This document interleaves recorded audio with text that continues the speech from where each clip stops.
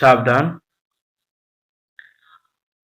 नमो अरिहंताणं नमो सिद्धाणं नमो आयर्याणं नमो वज्रायाणं नमो लोये सविसाहुणम्। मंगलम भगवान वीरो मंगलम गौतमो गणी मंगलम कुंद कुंदार्यो जैन धर्मोस्तु मंगलम।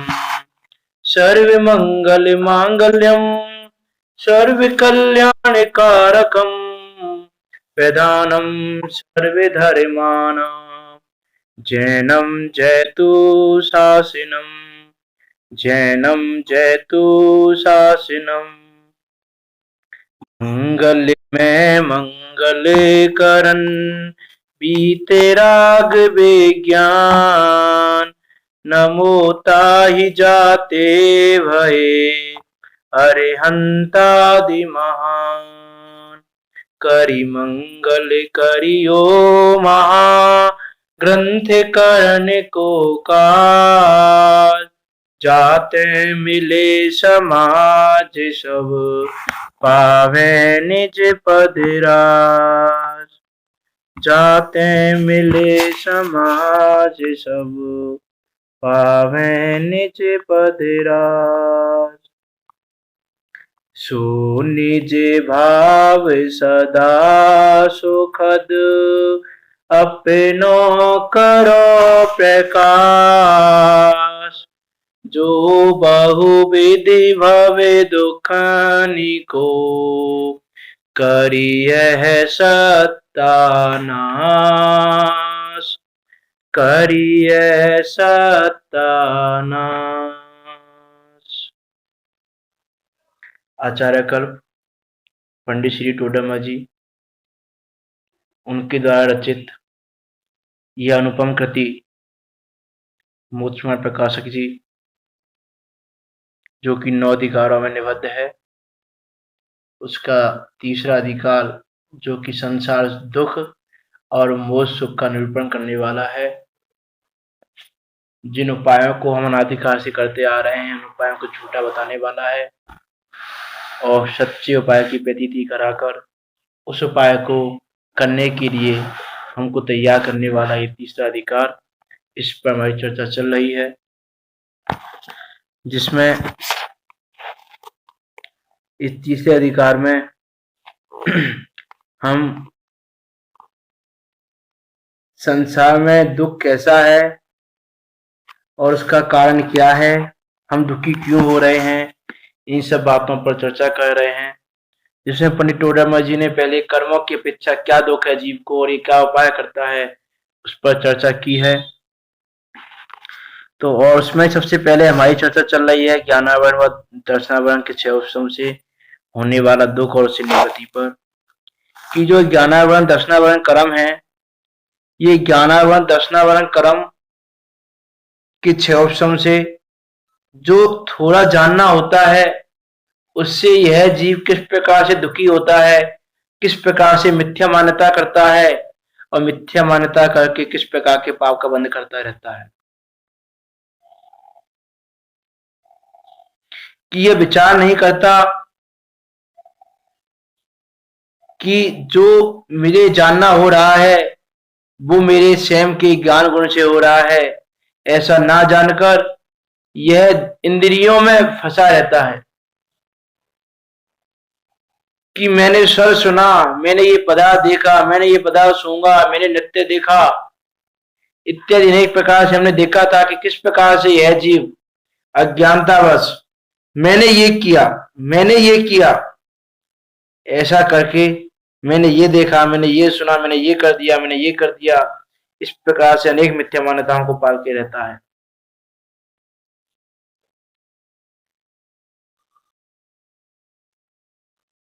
इसलिए हम उस समय ये विचार करें वास्तव में कि हमने उस शब्द को सुना कि शब्द सुनने में आया, ये जानना हुआ कि उस शब्द का हमको जानना हुआ, जो हमने कहा ना शब्द सुना, वो शब्द हमारा जानना हुआ, लेकिन कर्ण इंद्रिय की सहायता से हुआ। और हमको क्या लगता है, कानों से सुना हमने, उस पर कर हमने डेड बॉडी को लेके उस पर विचार भी किया था।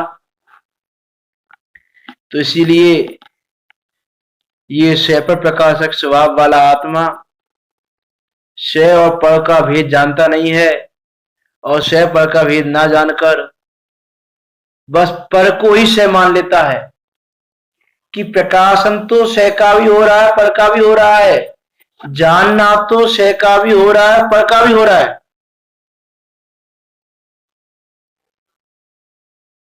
लेकिन यह पर को ही स्वयं मानकर उस पर में ही लगा रहता है, कि जैसे ये मानता है कि मैंने ये शब्द सुना, मैंने नृत्य देखा, ऐसा कहना कब बनेगा? ऐसा कहना तब बने जब ये शब्द या ये नृत्य तुम्हारे ज्ञान में प्रविष्ट हो जाए। और यदि ये शब्द जो कि जड़ है, यदि वो तुम्हारे ज्ञान में प्रविष्ट हो गया तो तुम्हारा ज्ञान ही जड़ हो जाएगा।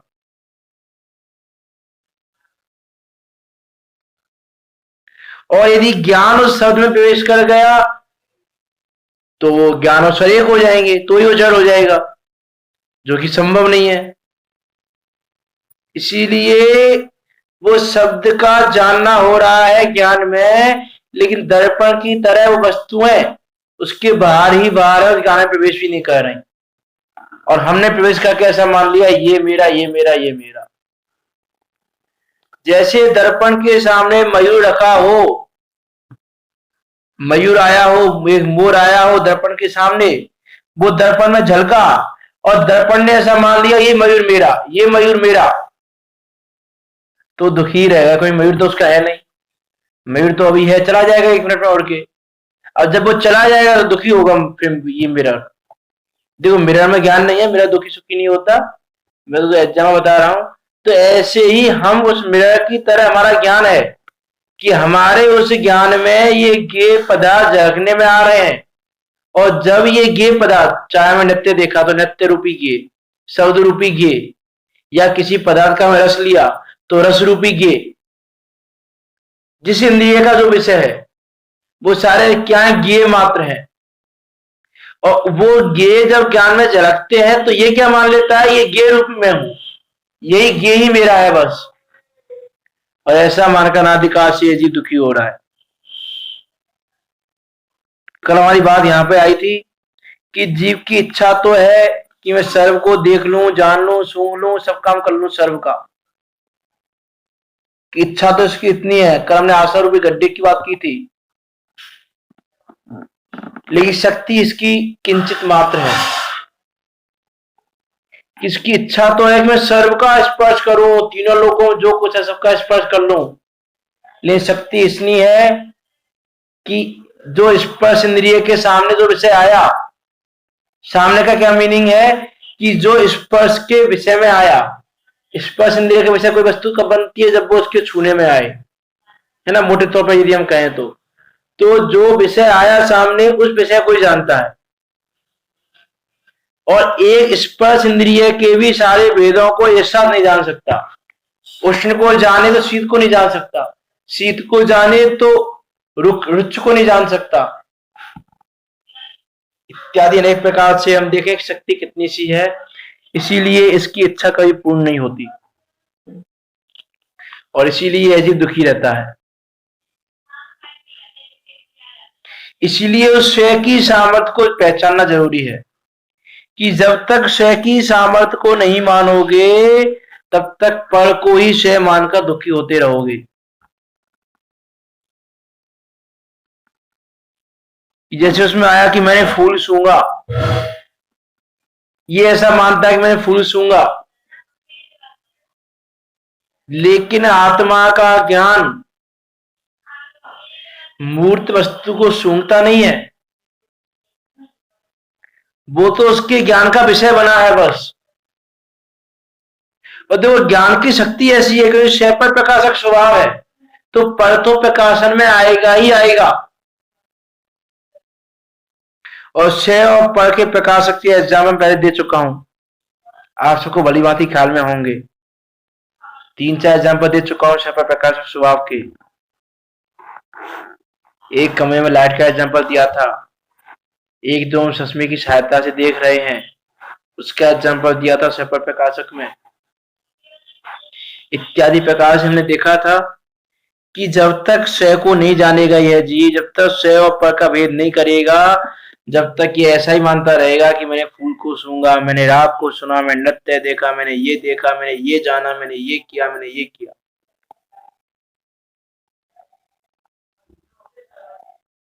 कि अरे ज्ञान तो ज्ञान में रहकर ही जान रहा है, वो ज्ञान तो उन मूर्त वस्तुओं की तरफ जाता भी नहीं है।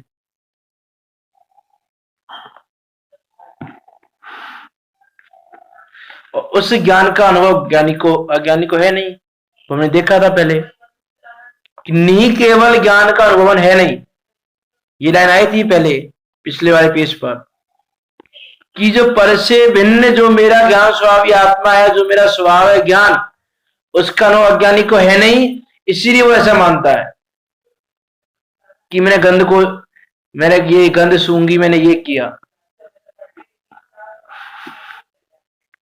और देखो इसमें भी है ना, ये भी कहने की बात है कि किए को जाना, वास्तव में तो ज्ञान को ही जानता है। इसकी मैंने बात की थी ज्ञानाकार ज्ञेयाकार की। यथासंभव चर्चा को हृदयंगम करते हुए चलना।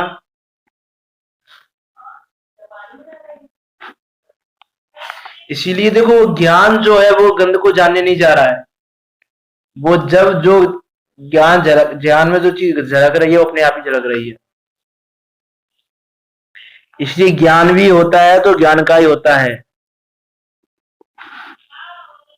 कि पदार्थ का ज्ञान हुआ ये भी बाहर की बात है।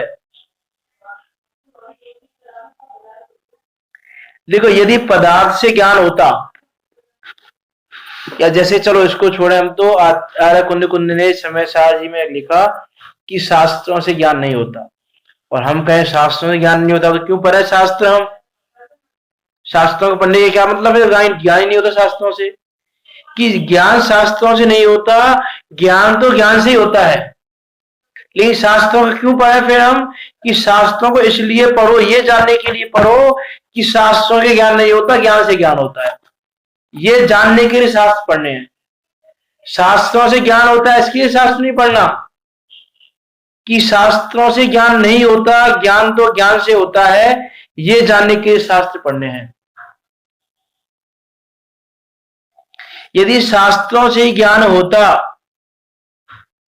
तो लोगों के घरों में, इतनी तो मैं उम्मीद करता हूं कि जो जैन है उनके घर में जिनवाणी माता तो सदा का विराजमान रहती ही है। एक घर में एक स्पेशल जगह प्रत्येक जैनी भाई अपने घर में जिनवाणी माता को देता ही है, आदर पूर्वक विनय पूर्वक उनको उत्साह सम्मान रखता ही है।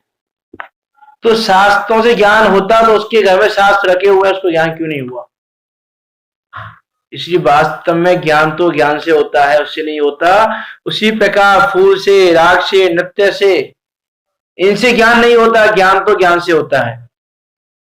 कि आत्मा तो इन पद्रव्यों को छूता भी नहीं है, वो तो अपने ज्ञान में ही रहता है। लेकिन यह जीव ऐसा ना जानकर, मैंने नृत्य देखा, मैं नृत्य देखने वाला, मैं ये सुनने वाला, मैंने ये सुना, मैं ये पढ़ने वाला, मुझे इतना ज्ञान हो गया, मैं इतने शास्त्र पढ़ लिए, इत्यादि प्रकार से अभिमानी होता रहता है, फूला नहीं समाता है अपने आप में। इसी इस चीज में विचार करें। अभी आगे की बात लेते हैं कि क्षयोपम रूप इंद्रियों से तो इच्छा पूर्ण होती नहीं है, इसलिए मोह के निमित्त से इंद्रियों को अपने अपने विषय ग्रहण की निरंतर इच्छा होती ही रहती है, उससे आकुलित होकर दुखी हो रहा है।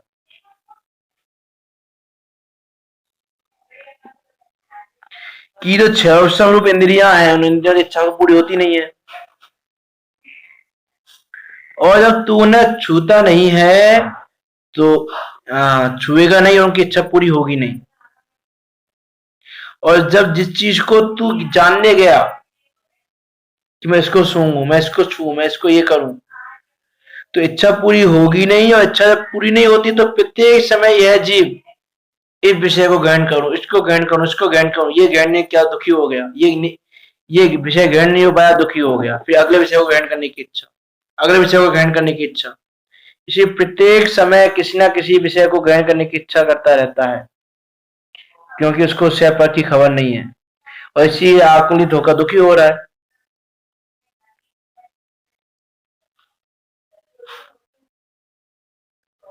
इसी वास्तव में विचार करें हम कि हम पर पदार्थों को का स्वाद हमने जाना, पर पदार्थों को हमने जाना, ये सारी चीजें कैसी हैं कि मिरर में मयूर आ गया। जैसे एक एग्जाम्पल आता है, स्वयं प्रकाश पंडित जी एग्जाम्पल देते हैं बहुत बार ये, कि जैसे कोई अपने घर पर टीवी देख रहा है, अब टीवी में कोई दृश्य आया अग्नि वाला कि भयंकर अग्नि जल रही है, अब वो हल्ला मचाने लग गया, आग लग गई, आग लग गई, घर में आग लग गई, टीवी में आग लग गई, टीवी जल गई, टीवी जल गई। तो ये उस व्यक्ति की चेष्टा कैसी है कि वो व्यक्ति ये नहीं जानता कि ये आग टीवी में नहीं लगी है, ये आग सिर्फ टीवी में झलक रही है, टीवी में दिखाई दे रही है, टीवी में आग है, लेकिन वो आग टीवी में नहीं है। टीवी के किसी पुर्जे में आग नहीं है, किसी पार्ट में आग लग गई हो, किसी पार्ट में आग नहीं है, वो आग, वो दृश्य दिखाई दे रहा है, झलक रहा है वो आग उसमें बस, लेकिन दुखी होता रहता है, टीवी में आग लग गई, पानी डालो, बुझाओ बुझाओ, आग बुझाओ, आग बुझाओ। ऐसी मूर्ख हमारी चेष्टा हमारी है कि हम ये नहीं जानते कि ये पदार्थ तो हमारे ज्ञान में झलक रहे हैं, ये कर दो, ये कर दो, ये पदार्थ लाओ, ये विषय लाओ, ये विषय लाओ, ये लाओ, घर चाहिए, बंगला चाहिए, गाड़ी चाहिए, खाने में ये चाहिए, खाने में वो चाहिए, अनेकों प्रकार की इच्छाएं यह जीव प्रति समय करता रहता है, और छह रूप इंद्रियों से वो इच्छाएं पूरी होती नहीं है, इसलिए आकुलित होकर दुखी होता रहता है।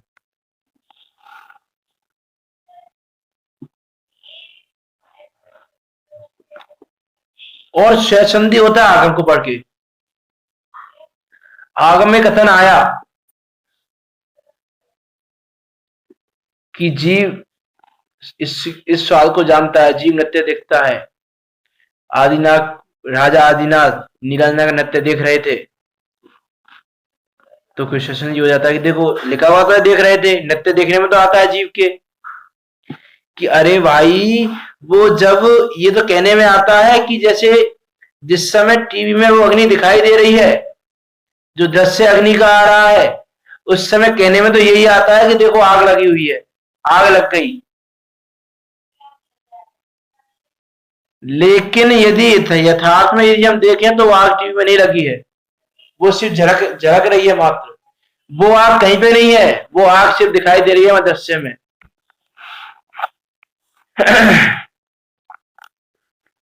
जिस समय वो टीवी में अग्नि दिख रही है, उस समय वो अग्नि कहीं पर भी नहीं जली हुई है, सिर्फ दिखाई दे रही है। और अज्ञानी इतनी इतनी सी बात नहीं जानता, लौकिक में तो वो कह देगा कि कितना मूर्ख व्यक्ति है, हल्ला मचाने लग रहा है, टीवी में आग लगी, टीवी में आग लग गई, कहां लगी है आग टीवी में, लेकिन खुद को नहीं जानता कि मैं कितना बड़ा मूर्ख हूं, कि मेरी वही चेष्टा कर रहा हूं, चेष्टा मूर्ख व्यक्ति कर रहा है। जैसे वो टीवी में आग लगनी मान रहा है, वैसे मैं मान रहा हूं कि मैंने स्वाद लिया, मैंने देखा, मैंने जाना, मैंने सूंघा। ये जानना वैसा ही है जैसे उस मूर्ख व्यक्ति की चेष्टा है। इसीलिए ये तुमको महामूर्खता लगती है, तो हम भी मूर्ख हैं ये हम माने। यदि वहां को मूर्खता लगती है कि देखो कितनी बड़ी मूर्खता है इसकी, इसे विचार करके देखें। तो यहाँ कह रहे हैं कि छह रूप इंद्रियों से इच्छा पूरी होती नहीं है, इसीलिए ये मोह के निमित्त से प्रत्येक समय इंद्रियों के विषय ग्रहण की इच्छा करता रहता है, निरंतर करता रहता है, प्रत्येक समय। एक समय ऐसा नहीं जाता इच्छा नहीं होती, वैसे लिखा निरंतर इच्छा होती रहती है, उससे आकुलित होकर दुखी हो रहा है। और ऐसा दुखी हो रहा है कि किसी एक विषय के ग्रहण के अर्थ अपने मरण को भी नहीं गिनता है। और दुखी भी कैसा हो रहा है कि एक विषय का ग्रहण करने की मरण हो जाए तो मरण हो जाए, मेरा मरण हो जाए कि दूसरे का मरण हो जाए, कुछ भी हो जाए, वह विषय का ग्रहण करना है। न अपने मरण को गिनता है, न दूसरे के मरण को गिनता है। इन विषयों में इसकी आसक्ति इतनी ज्यादा है, ये विषयों की आसक्ति जीव को कहां लेकर जाएगी।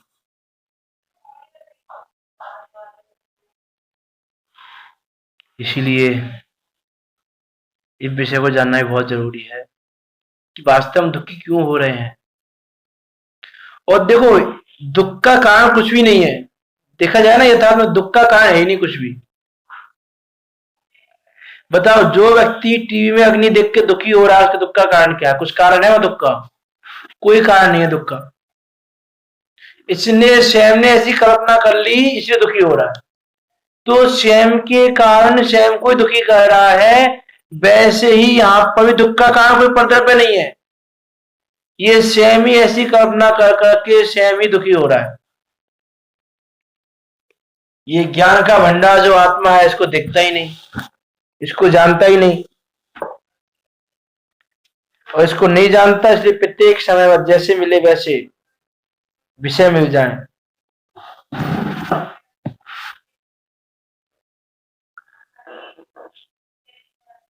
इतनी इसकी आसक्ति है, इसकी इतनी इसकी व्यग्रता है, ये इतना व्याकुल है उसको लेके कि जैसे मिले जैसे प्रत्येक समय विचार करता रहता है, ये विषय कैसे मिले, ये विषय कैसे मिले। 500 इंद्रियों मन के विषय, सारे विषय लगा लेना कि किसी को कोई बंगला अच्छा लगा, ऐसा बंगला मुझे कब मिले, ऐसा बंगला मुझे कब मिले, ऐसा बंगला मुझे कब मिले। अब उसी बंगले की चाह लगी हुई है उसको। अब उस बंगले का मिलना या उसके जैसे बंगले का मिलना तो तेरे कर्म के देखे आधीन है, तेरे आधीन तो नहीं है, और तो व्यर्थ में आकुलित हो रहा है। तो इस सब चीजों को यदि हम जाने वास्तव में, तो ये जिनागम मुक्ति का मार्ग बताने वाला है, ये जैसे हो जैसे दुख को दूर करने वाला है।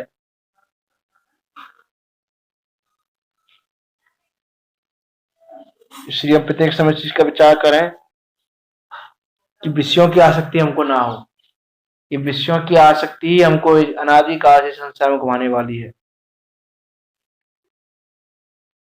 देखो, कोई यदि ऐसा कहे कि जब ज्ञान ज्ञान को ही जानता है, तो फिर अन्य वस्तुओं की आवश्यकता क्या है? इस जगत की इतनी सारी वस्तुओं की क्या आवश्यकता है फिर, जब ज्ञान ज्ञान को ही जान रहा है? तो वास्तव में यथार्थ में तो ज्ञान ज्ञान को जान रहा है, लेकिन अभी हमारे ज्ञान का क्षय इतना सा है कि उस ज्ञान में ये पर वस्तुएं निमित्त बन रही हैं। लेकिन पर वस्तुओं के कारण ज्ञान नहीं हो रहा है, ज्ञान तो ज्ञान के कारण ही हो रहा है। ना तो ज्ञान के कारण जगत की वस्तुएं हैं और ना वस्तुओं से ज्ञान हो रहा है।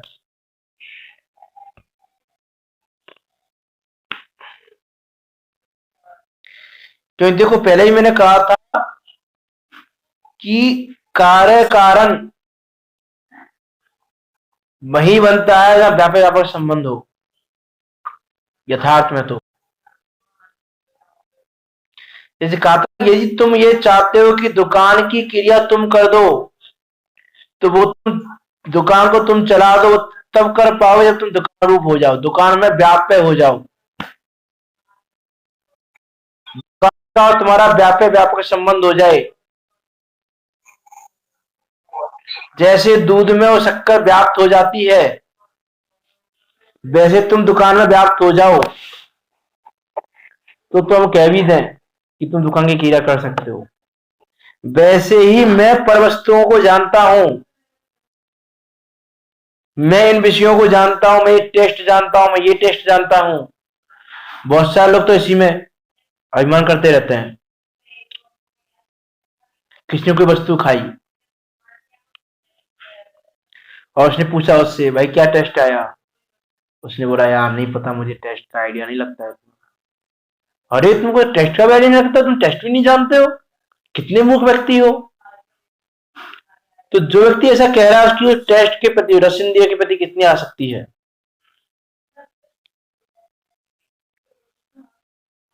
अरे मुनिजा जब आहार लेते हैं, मुनिजा से कोई पूछ के देखे आहार कैसा था, मुनिजा को रस इंद्रिय से कुछ नहीं लेना देना। अरे थोड़ा सा तो निष्क्रिय भाव रखो। इतनी तीव्र आसक्ति किसी भी विषय के प्रति अच्छी नहीं है, क्योंकि आकुलता का ही कारण है। इस भव में भी आकुलता देती है और अगले भव में आकुलता देती है। इस चीज का हम विचार करें कि ऐसा दुखी हो रहा है कि किसी एक विषय के ग्रहण के अर्थ अपने मरण को भी नहीं गिनता है, कि मरण का प्रसंग आ जाए तो भी विषय को ग्रहण करना चाहता है। जैसे हाथी को कपट की हथिनी का शरीर स्पर्श करने की, मत्स्य को बंसी में लगा हुआ मांस का स्वाद लेने की, भ्रमर को कमल सुगंध सूंघने की, पतंगे को दीपक का वर्ण देखने की और हिरण को राग सुनने की इच्छा ऐसी होती है कि तत्काल मरना भाषित हो, तथापि मरण को नहीं गिनते। विचार करें जीवों की आसक्ति कितनी है।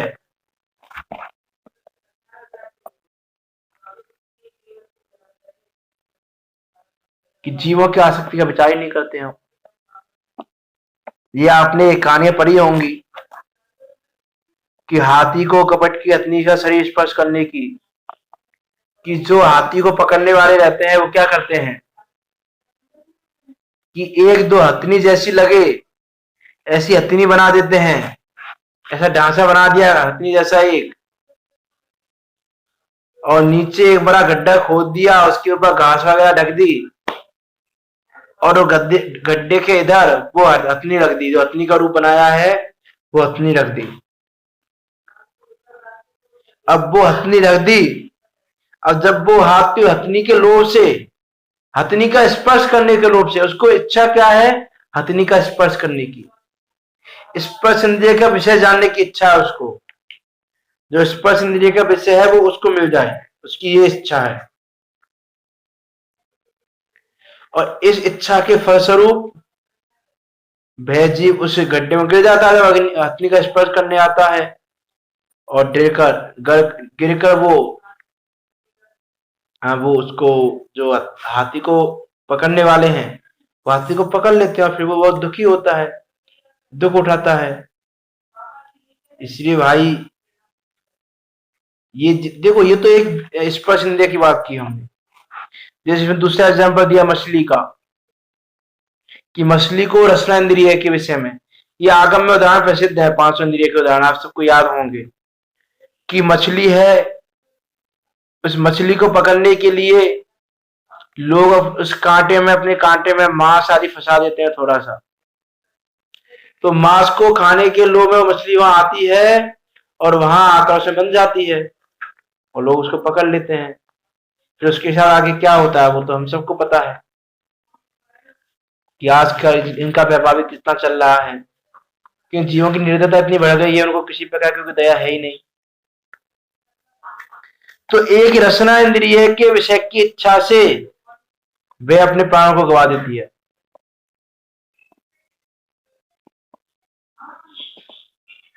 भ्रमर को कमल सुगंध सूंघने की जो भौरा है वो जानता है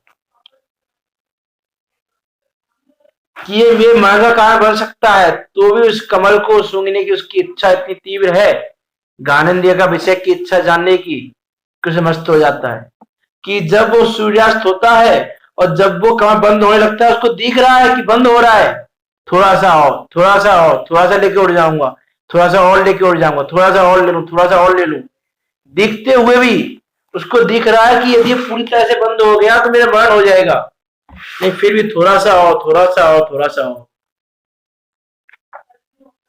पतंगे को दीपक का वर्ण देखने की, कि दीपक जल रहा होता है तो जानता है कि इसमें जल के मर जाऊंगा मैं, लेकिन फिर भी वर्ण को देखने की इतने पास से, इतने पास से देखूं, उसके पास आके उसमें अपने प्राणों को गंवा देता है। हिरण को राग सुनने की इच्छा ऐसी होती है। हिरण है, उसका जो शिकार करने वाले हैं, वो उसको राग सुनने की इतनी इच्छा है, संगीत आदि सुनने की, कि उसको सुना के वो लोग ये सोचते नहीं है कि क्या कर रहे हैं हम। इसीलिए भाई बहुत ज्यादा विचार करने की आवश्यकता है।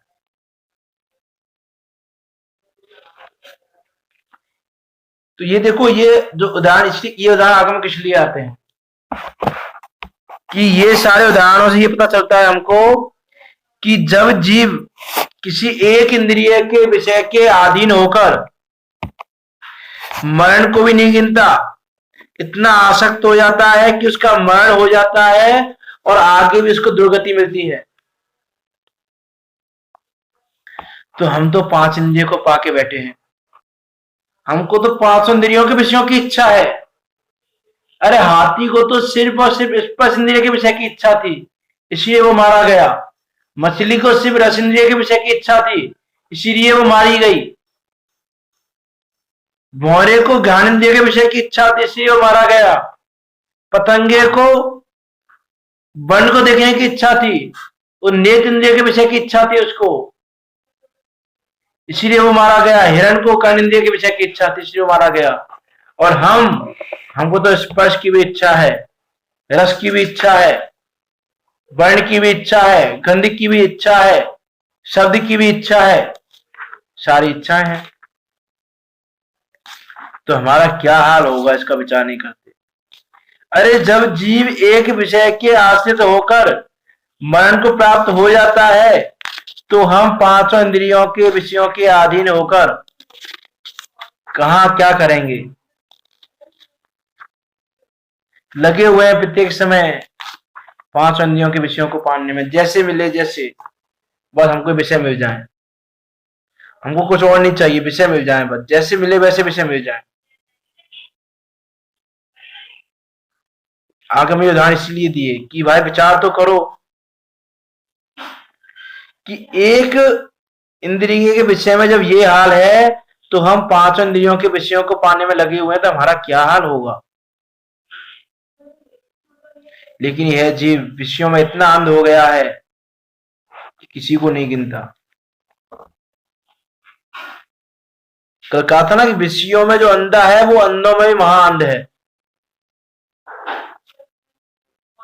इसको ना कुछ समझने में आता है, ना कुछ देखता है, ना कुछ जानता है, बस प्रत्येक समय लगा हुआ है जैसे बने तैसे विषयों की इच्छा पूरी हो जाए। लेकिन यहां तो कहते हैं कि इच्छा तो पूरी होती ही नहीं है। आसुर भी गड्ढा इसका ऐसा है कि इच्छा तो पूरी नहीं हो सकती। अब इच्छा पूरी हो नहीं सकती, ये हमने जिनागम से जान लिया, तो अब इच्छा करने का क्या प्रयोजन है। कि अब तक तो हमको पता नहीं था कि इच्छा पूरी होती है कि नहीं होती, हम तो यही मान के बैठे थे कि इच्छा पूरी हो जाती है। अब हमने जान लिया कि इच्छा पूरी नहीं होती है, किसी की इच्छा पूरी नहीं हुई आज तक, तो हम किसके भरोसे बैठे हमारी इच्छा पूरी हो जाएगी। देखो इसलिए देखो, सिर्फ पढ़ने से कार्य नहीं होगा, उस पर विचार करना पड़ेगा हमको कि आखिर जिनेंद्र क्या कहना चाह रहे हैं हमसे। प्रतिमान योग से पढ़ के जानना पड़ेगा कि ऐसे बड़े बड़े विषय भोगों के बीच में रहते हुए भी उन्होंने विषय भोगों का त्याग किया, तो किस लिए किया त्याग, विचार ही नहीं करते। इसीलिए इसका विचार करें हम कि किसी भी प्रकार से इन भोगों में, वासनाओं में फंसे नहीं, जैसे बने तैसे इनका त्याग कर दें।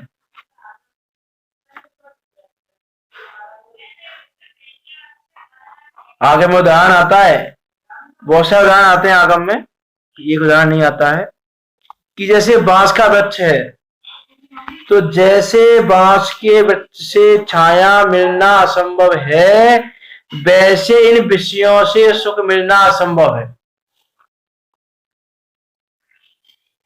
कि चाहे ये विज्ञान, ये साइंस कितनी भी खोज कर ले, लेकिन शांति का वेदन, सुख का वेदन नहीं करा सकती। इसलिए विषयों वाली बुद्धि को छोड़ो और बुद्धि को अपने में लगाओ। ये समय चला गया तो पछताने के अलावा कुछ नहीं होगा। वे तो कहावत आती है ना, पछताए होत क्या जब चिड़िया चुग गई खेत। तो यदि वो कार्य की अवसर तो निकल गया, हमारा दुर्लभ अवसर हमने पाया है, तो फिर आगे कुछ नहीं होने वाला। इसलिए विषयों की इच्छा तो छोड़ें, इन उदाहरणों पर विश्वास करें। और ये उदाहरणों को प्रत्यक्ष दिखाई देते हैं, ऐसा नहीं सिर्फ जिनागम में वर्णित है, हमको दिखाई देते हैं, प्रत्यक्ष दिखाई देते हैं। अरे प्रथम में ऐसे उदाहरण आते हैं, जैसे राजा वज्रदंत का उदाहरण आता है कि राजा वज्रदंत चक्रवर्ती थे। वो राजा वज्रदंत को कोई मनुष्य वहां का एक कमल का फूल उपहार स्वरूप देने आया, भेंट करने आया, और उन्होंने वो कमल का फूल लिया। वो उसकी गंध ले रहे थे, गंध में मजा ले मान रहे थे, कितनी अच्छी गंध है। उसी समय उन्होंने देखा कि इसके अंदर तो ये भौरा भरा हुआ पड़ा है। क्योंकि तत्क्षण विचार आया कि देखो, एक ज्ञानेंद्रिय के विषय के वशीभूत होकर इसने अपने प्राणों को गंवा दिया, और हम तो पांच इंद्रियों के विषयों के वशीभूत हो रहे हैं, हमारा क्या हाल होगा। ऐसा जानकर तत्क्षण उन्होंने वैराग्य ले लिया। तो एक हमको देखो, वैराग्य ही नहीं आता। इसीलिए ये बातें तो वैराग्य पर बातें हैं। इसलिए प्रत्येक समय हम इन चीज का विचार करते हुए जैसे बने तैसे इन विषयों का त्याग करें। इसीलिए यहां लिखा कि हाथी को कपट की अतिनी का शरीर स्पर्श करने की, मत्स्य को बंसी में लगा हुआ मांस का स्वाद लेने की, भ्रमर को कमल सुगंध सूंघने की, पतंगे को दीपक का वर्ण देखने की, हरिण को राग सुनने की इच्छा ऐसी होती है कि तत्काल मरणाभासित हो, तथापि मरण को नहीं गिनते। विषयों का ग्रहण करने पर उसके मरण होता था, विषय सेवन नहीं करने पर इंद्रियों की पीड़ा अधिक भाषित होती है। कि विषयों का ग्रहण करने पर उसको पता है मरण हो जाएगा मेरा, और विषय ग्रहण नहीं करता तो उसको पीड़ा इतनी अधिक लगती है कि मुझे बहुत ज्यादा दुख है, मैं तो महा दुखी हूं। और इंद्रियों की पीड़ा से पीड़ित रूप सर्व जीव निर्विचार होकर जैसे कोई दुखी पर्वत से गिर पड़े, वैसे ही विषयों में छलांग लगाते हैं। कि जैसे कोई दुखी व्यक्ति पर्वत से गिर पड़े, तो पर्वत से गिरकर उसका कुछ अच्छा नहीं होने वाला, उसका दुख नहीं मिटने वाला पर्वत से गिर के, और वो दुख भरने वाला है। वैसे ही यह जीव उस इंद्रियों की पीड़ा से पीड़ित होकर उन विषयों में छलांग लगाते रहते हैं। ये विषय, ये विषय, ये विषय, ये विषय, प्रत्येक समय विषयों में छलांग लगा रहे हैं हम निर्विचार होकर, विचार नहीं करते। विचार करें तो विषयों के प्रति आसक्ति घट जाए हमारी। तो मैं ये नहीं कह रहा कि विषयों के प्रति आसक्ति एक साथ मिट जाएगी, नहीं मिट सकती एक साथ। तो उस विषयों के प्रति आसक्ति घटते घटते घटते घटते मिटेगी। इन विषयों के प्रति आसक्ति को घटाएं। नाना कष्ट से धन उत्पन्न करते हैं, उसे विषय के अर्थ खोते हैं। कि नाना कष्टों को उत्पन्न करके यह जीव धन को उत्पन्न करता है, धन कमाता है। कि पैसा कमाने में कितना कष्ट है, कितने कष्टों से पैसा कमाता है, दिन रात मेहनत करता है पैसा कमाने के लिए, और उस पैसे को विषयों में खो देता है। कैसी मूर्खता है व्यक्ति की, कि दिन रात लगा हुआ है पैसा कमाने में और पैसे को विषयों में खर्च कर रहा है, विषयों में खो रहा है पैसे को। तो पैसे कमाई क्यों रहा है भाई, जब विषयों में खर्च करने हैं तो? कि पैसे को यूज नहीं आ रहा है, पैसे का, उस पैसे का दुरुपयोग ही हो रहा है। नाना कष्ट से धन उत्पन्न करते हैं, उसे विषय के अर्थ खोते हैं, और विषयों के अर्थ जहां मरण होना जानते हैं वहां भी जाते हैं। कि जहां ये जीव जानता है कि यहां मेरा मरण हो सकता है, वहां भी जाता है। जैसे अभी के परिप्रेक्ष्य में ले हम, कि जैसे मान लो हमको पता है कि अमेरिका में कोरोना वायरस बहुत ज्यादा है। अमेरिका का छोड़ा, इंडिया की बात करते हैं हम तो, कि जैसे मान लो हम कहें कि इंडिया में मुंबई के अंदर कोरोना वायरस बहुत ज्यादा है, और कोई जीव नहीं, मुझे तो धन कमाना है, धन कमाना, धन कमाना, मुंबई जाए, मुंबई जाए, मुंबई जाए, उसको पता है कि मेरे मरण का कारण उपस्थित हो सकता है, फिर भी किसी की विषय की इच्छा इतनी तीव्र है कि जाना चाहता है। अरे अभी भी लोगों की इच्छा इतनी तीव्र है कि वो जाना चाहते हैं, मरण का कारण जानने पर भी। वो तो गवर्नमेंट ने रोक लगाई हुई है, इसलिए नहीं जा पा रहे, मजबूरी है उनकी, नहीं जा पा रहे, लेकिन उसके अंतर मन से पूछो कि वो अभी भी जाना चाहते हैं, कि जो सिटी, जिन सिटियों में रेड जोन हुआ पड़ा है, कोरोना वायरस के बहुत ज्यादा केस मिल रहे हैं, वो भी अरे दुकान खुल जाए, मेरी दुकान खुल जाए, दुकान खुल जाए, ये पैसा, ये पैसा, हाई पैसा, हाई पैसा, हाई पैसा, कि यदि गवर्नमेंट छूट दे दे तो वो आज ही पूरे टाइम दुकान खोल के बैठ जाए, जबकि जानता है कि यह मेरे मरण का कारण उपस्थित हो सकता है। इतने विषयों के प्रति आ सकती है कि विषयों के अर्थ जहां मरण होना जानते हैं वहां भी जाते हैं। नरक आदि के कारण जो हिंसा आदि कार्य उन्हें करते हैं तथा क्रोधादिक कषायों को उत्पन्न करते हैं।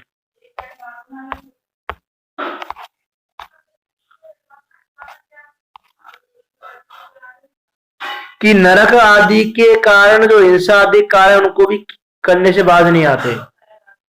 इतने विषयों के प्रति आ सकती है कि पता है ये कारण नरक आदि का कारण है। जैसे कोई व्यक्ति है भाई, ताश खेलने में उसकी आसक्ति है, जैसे आज सुबह चर्चा की थी हमने 7 व्यसनों की, जुआ खेलना, मां बच्चों की चर्चा की थी आज सुबह। तो किसी व्यक्ति की ताश खेलने में आसक्ति है,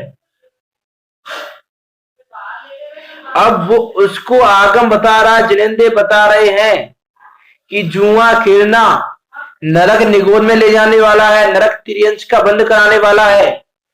ये जानते हुए भी उसकी उन विषयों के प्रति आसक्ति इतनी ज्यादा है कि ठीक है नरक चले जाएंगे हम तो, लेकिन खेलना नहीं छोड़ेंगे। तो कितनी तीव्र आसक्ति है इस जीव की, कि नरक आदि के कारण जो हिंसा आदि कार्य उन्हें करते हैं तथा क्रोधादि कषायों को उत्पन्न करते हैं। और कोई जीव क्रोध आदि करता रहता है, बात बातों में क्रोध करता रहता है, उसको समझाओ भाई क्रोध करना इतना योग्य नहीं है, क्रोध करने से नरक आदि गति का बंद हो जाता है, तो भी नहीं, उसकी आसक्ति इतनी है विषयों में, वो विषय नहीं मिलता उसको तो क्रोध करता है वो। तो जब तक विषयों के प्रति आसक्ति नहीं छूटेगी तब तक क्रोध होता रहेगा। जैसे आजकल घरों में देखते हैं, बहुत सारे घरों में, कि खाना खाने के नाम पर लड़ाई झगड़े होते रहते हैं। आज सब्जी में नमक कम हो गया तो पति झगड़ा करने लग गया पत्नी से।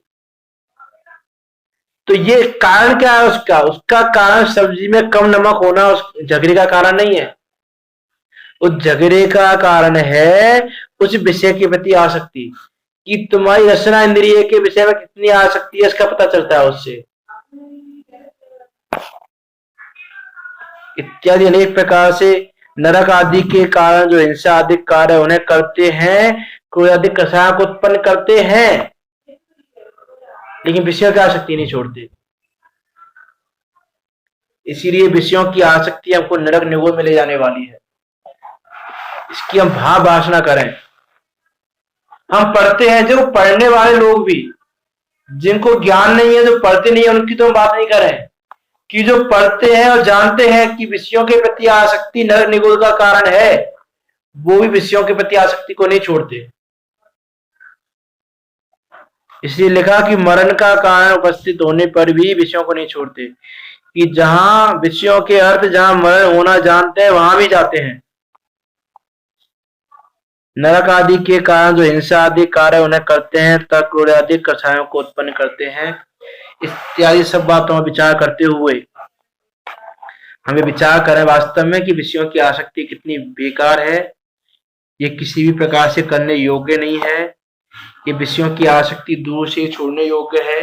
जितनी जल्दी हो उतनी जल्दी विषयों की आसक्ति छोड़ दें। देखो, आज मानो चाहे कल मानो चाहे अनंत काल बाद मानो, विषयों की आसक्ति छोड़े बिना तुम मोक्ष मार्ग में नहीं आ सकते। विषयों की आसक्ति छोड़नी पड़ेगी। विषयों की आसक्ति को छोड़े बिना तुम स्वयं का ज्ञान नहीं कर सकते, और स्वयं का ज्ञान किए बिना तुम मोक्ष मार्ग में नहीं आ सकते। अनादिकाल से संसार में घूम रहे हो, घूमते ही रहोगे। इस दुर्लभ मनुष्य पर्याय का, इस सच्चे जैन कुल का मिलने का क्या फायदा फिर।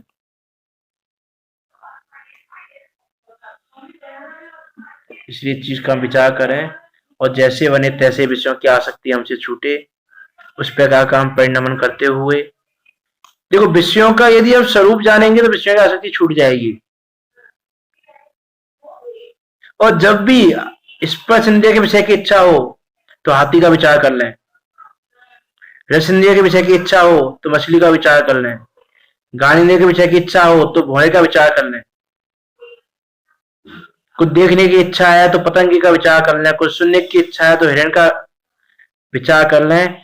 और ऐसा विचार करके विषयों के प्रति जितनी आसक्ति छूटे, एक साथ पूरी आसक्ति छूट जाए, ऐसा संभव नहीं है। क्योंकि अनादि की हमारी वासना ऐसी है, अनादि के हमारे संस्कार ऐसे हैं कि अनादि के संस्कार के कारण इसकी विषयों में बुद्धि एक साथ तो नहीं छूट सकती।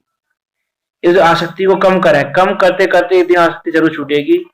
इस प्रकार आसक्ति को छुड़ाकर, विषयों के प्रति आसक्ति को छुड़ाकर हम अपने शुद्धात्म स्वरूप को जानकर शुद्धात्म स्वरूप में रमें और अपने मोक्ष मार्ग को प्रशस्त करें। इसी मंगल भावना के साथ अभी की वाणी को विराम देते हैं।